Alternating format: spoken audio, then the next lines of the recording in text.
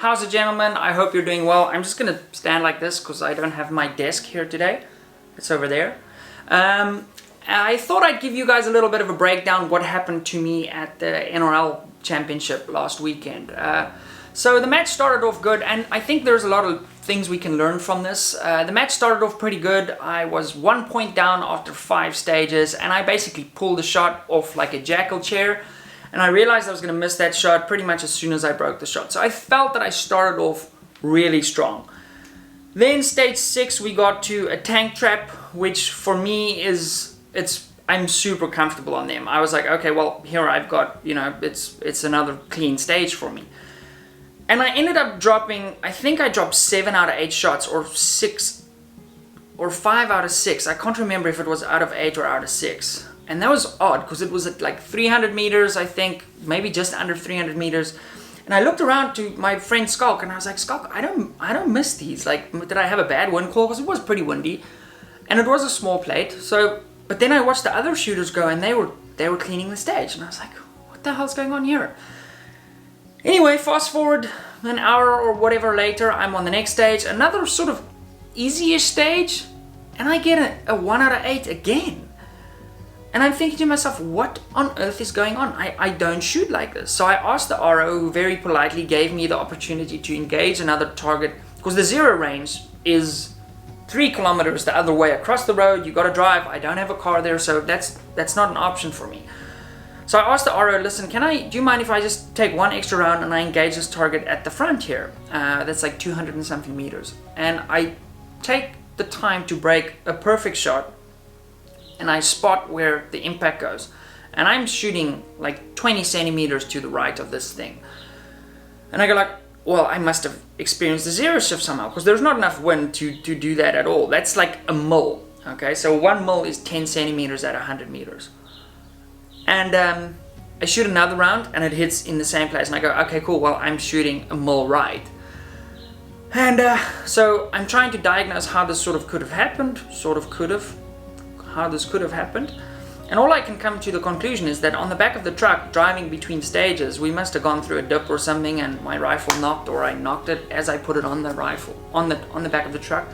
So I experienced a zero shift. Now, it's not the first time that's happened to me at a competition. I've dropped my rifle before at competitions, but then I realized, as soon as I knocked it, I was like, okay, go check it. Anyway, so I thought sort of what played into this, why it took me 2 full stages to realize what was going on. First of all, the one stage we engaged, there wasn't really a backstop. So you were shooting something like sort of on the rise, and if you missed, the bullet hit like 200 meters behind it. So you couldn't really see the splash.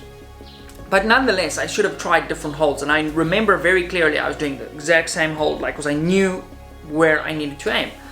I was doing the same hold, miss, and I was really frustrated at this point. So it took me 2 stages to realize my gun was shooting all over the place, and I dropped like 12 or 13 points in the space of 2 stages. And I knew every single one of my main rivals, not rivals, the guys in the hunt to win this, because I don't see anybody as a rival. I want everybody to shoot well. I knew that they weren't going to miss on these stages. They were like gimme stages, right?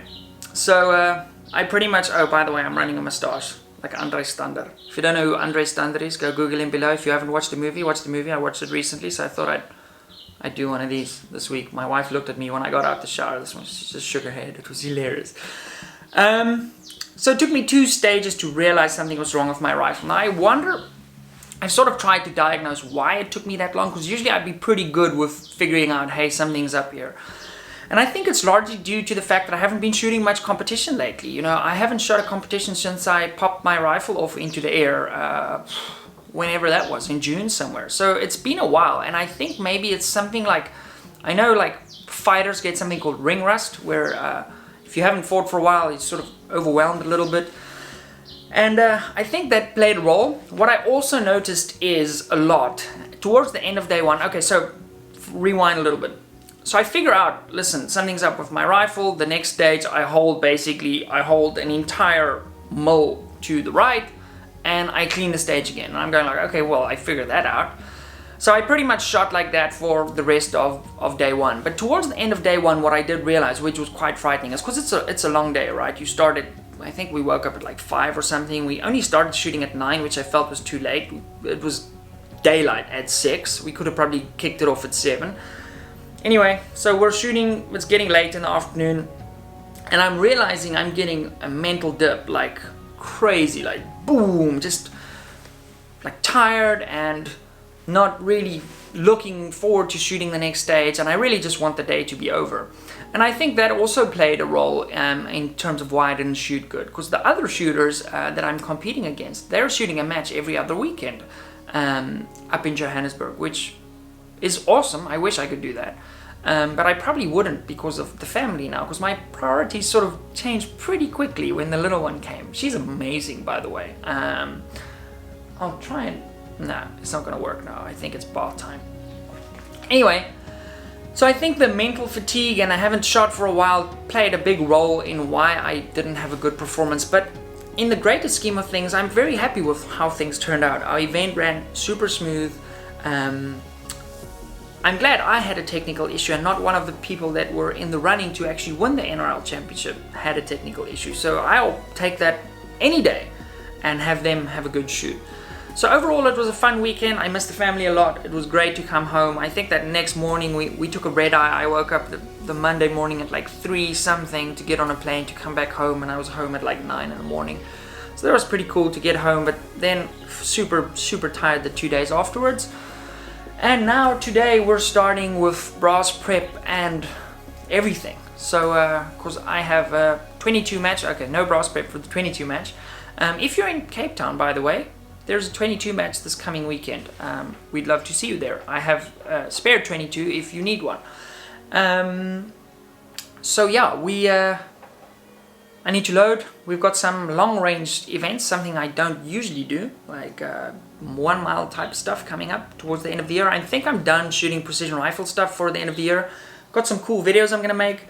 I'm gonna do that bulletproof video probably this month. I think it's time to just shoot that window. I was waiting for that 7mm Wildcat of mine to do this video, but I asked a friend if I could borrow his 375 Shytac, and I think that's a better option. So we're probably gonna knock that one out in the next couple of weeks.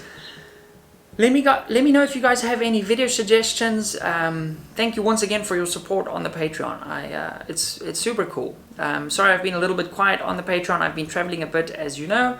And anyway, we'll be back to our regular. I'm not going to edit this. This is kind of how it goes. Regular scheduled programming by this week Wednesday. So do you like the moustache? Let me show you. Andre Stander. This is a robbery. Go Google Andre Stander if you don't know who he is. Pretty cool movie, I guess. True story. Anyway, thanks for watching, and I will see you in the next video. Bye.